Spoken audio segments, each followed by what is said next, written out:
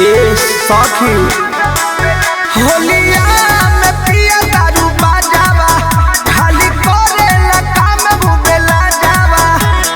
नशा में सवाद भूला गइले राजा जी, नशा में सवाद भूला गइले राजा जी। तू समझ के चोली मुर्ची बा गइले राजा जी, तू समझ के चोली मुर्ची बा गइले राजा जी।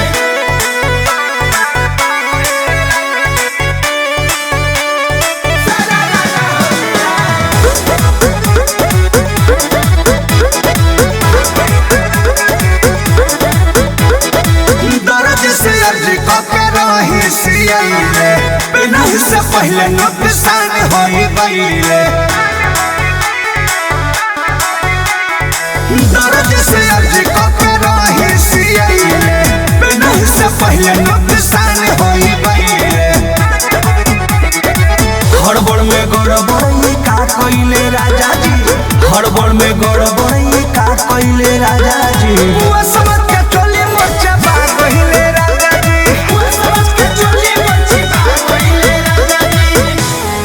ओले है छोटू बंटी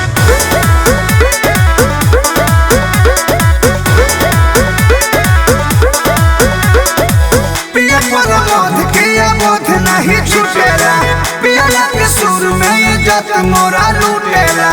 का करी गजन कर देते ये सखी बंटी राकेश किया बोध नहीं छूटेला, पिया के सुर में इज्जत मोरा लूटेला।